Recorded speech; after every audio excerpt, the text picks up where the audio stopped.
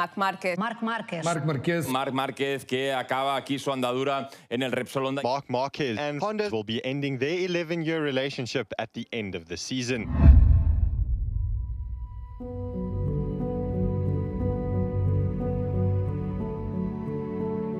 Our life is changing. I had many doubts. It was the biggest decision of my career.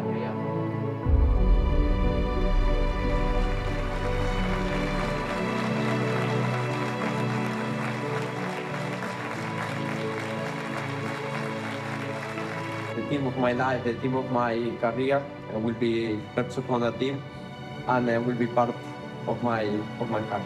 Thank you very much.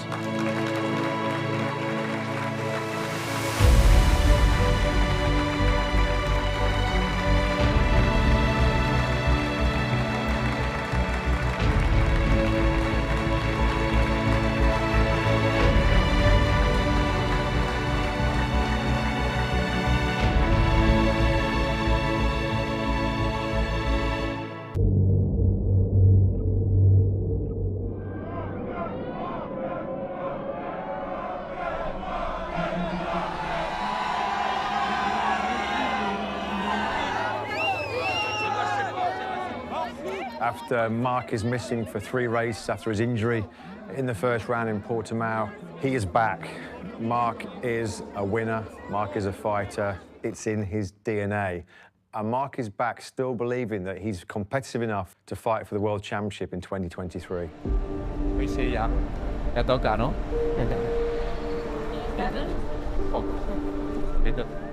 Of course, I will do my 100%, and I'm the first one that I say this championship is very long, so wait.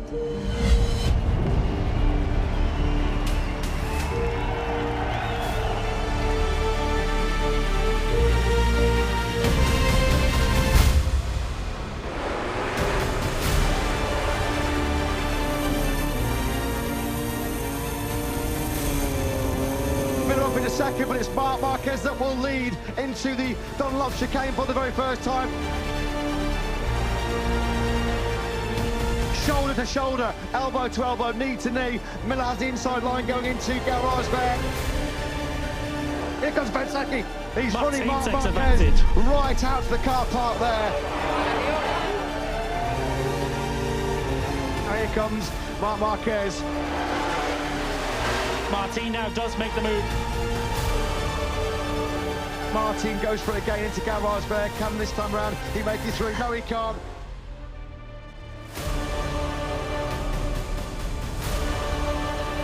Oh, Márquez gone down.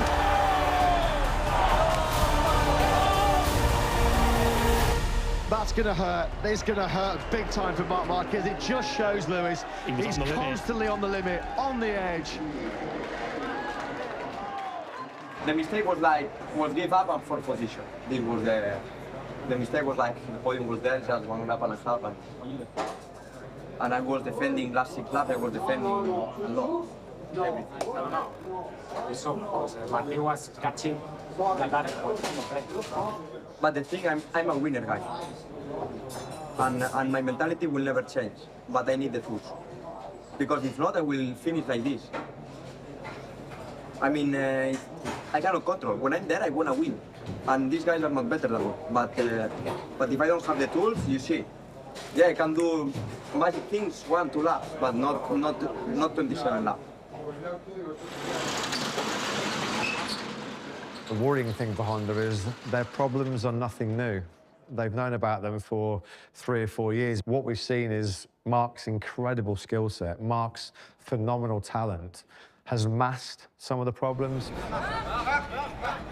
But now we're even finding out, more so than ever in 2023, even a rider of Marc's God-given talent, he can only do so much because Ducati is so strong. Next step is on the bike. I mean, I feel ready. Now the Japanese, they need to work. Okay, thank you. All the best. Thank you. Honda clearly currently is nowhere near the level that Marc Márquez requires, and that's pushing Marc to take some big risks. He's going to go running close. Alex Marquez, that was really late.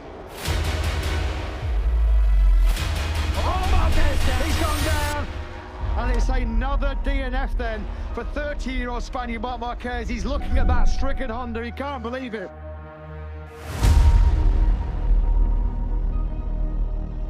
It's the first time we've seen Marc let his frustration show, you know.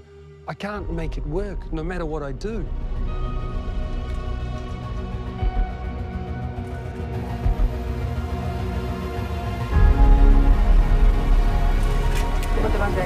Bueno, menos mal que llega a Alemania, a ver si ayuda un poquito, aunque me gustaría llegar de otra manera. Gracias.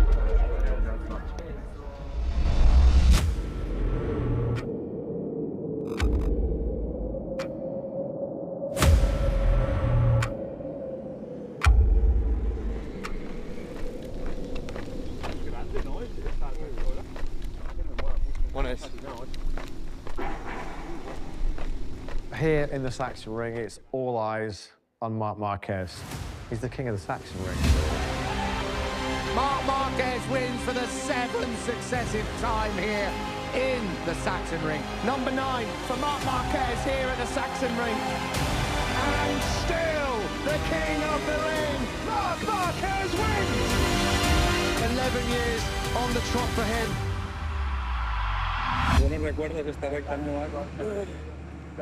Sí, está así. Te iba a decir, depende del año, no.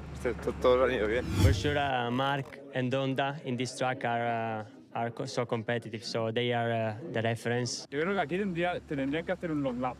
No. Para un poco más tiempo, tío. Sí. Sí, hombre. He has won 11 times here, so everybody expects him to win this year again. Utilizaremos el factor campo, como en el fútbol. I hope, fingers crossed, that this year will be not different. Aquí arriesgaremos este fin de semana. Questa pista mi piace. Planteamiento es que soy mal, ¿qué quieres? Already on Friday, we can see clearly straight away that it's not going to be an easy weekend. Oh, crikey, sorry, Simon. Wow. Oh, he's like so angry. Of course, I try to be always super calm, but sometimes it's impossible. Every time he pushes, something happens.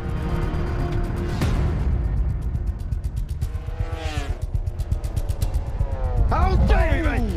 Oh, that's horrendous. That is horrendous.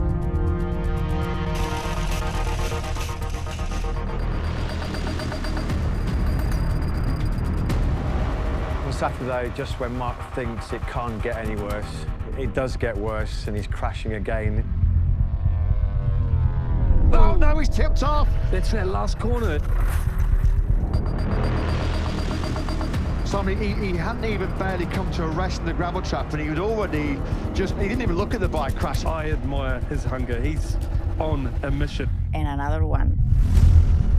Oh, and it's Marquez has gone down again. Marc Marquez makes another mistake.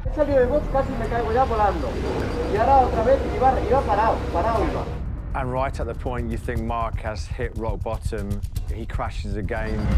The 3rd time in about 30 minutes, he goes flying into the gravel trap. More disaster coming the way of Marc Marquez.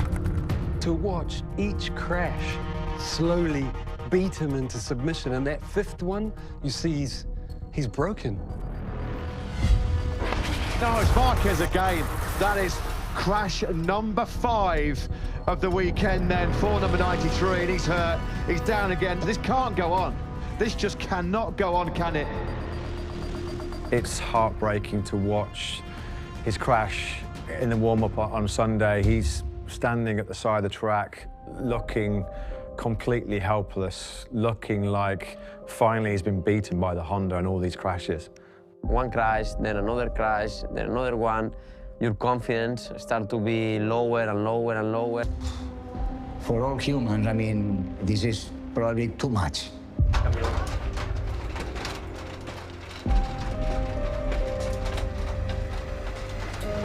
Was the point when where we understand and when we realize that, okay, we are in a difficult moment.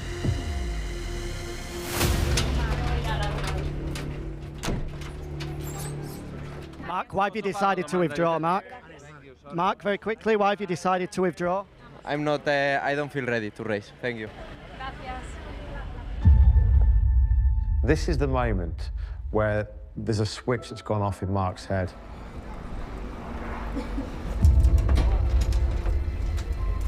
Right here, right now in Germany is where Marc Marquez, for the first time in his career, is thinking, I could leave Honda. I'm seriously going to start thinking about leaving Honda, and who would have thought we'd ever be saying that?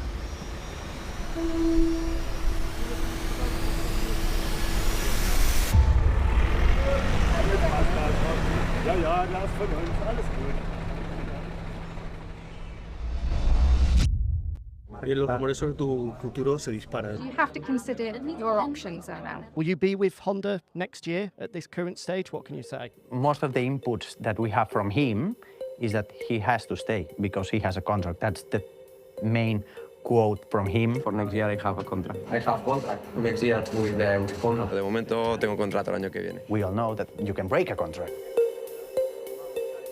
All the rumours about Mark's future are part of what we call the silly season. ¿Cuándo es la reunión definitiva, decisiva con los jefes de Honda? ¿Ha sido ya? ¿Va a ser un rato? ¿Puedes decir algo? Same in MotoGP than in football than in F1. The transfers is probably, I would say, one of the most talking points of the season.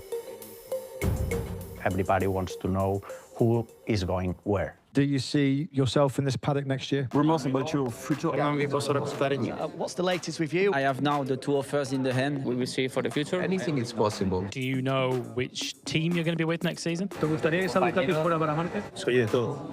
Hasta que KTM quiera hacer un equipo contigo con Acosta. ¿Te has ofrecido a KTM?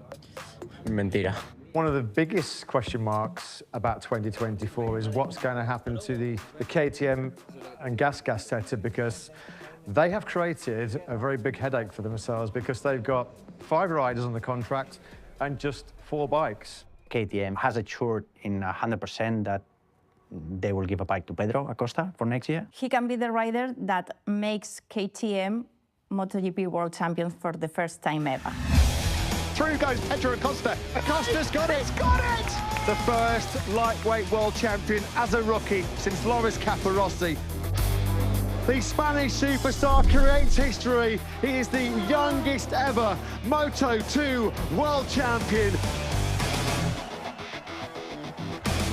Pedro Acosta's arrival in the GasGas Tech 3 team means, unfortunately, there's no place for Pol Espargaro on the 2024 grid. Para ayudar a la fábrica, que es lo que yo más quiero, creo que eso era lo mejor para las dos partes, o al menos para una de momento, y estando yo de reemplazo en caso de alguna lesión para los demás pilotos. And this just shows it's a yearly battle for a rider to earn his place in MotoGP, and this process is like a domino effect. Once one rider in the team makes a move, all the bits of the puzzle start to fall into place.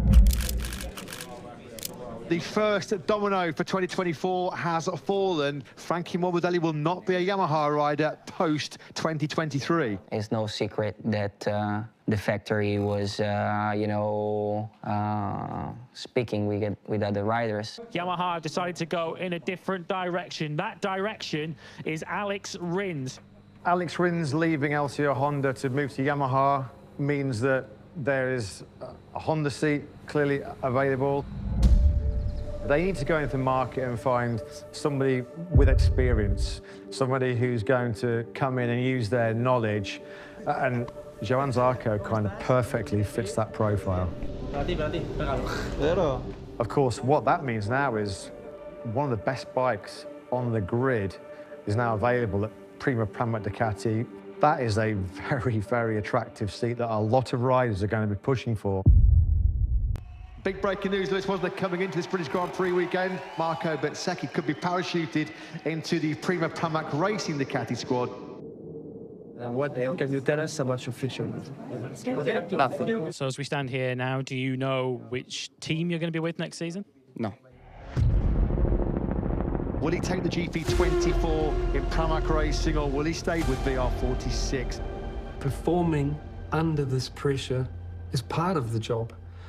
It's always been like that, and it always will be.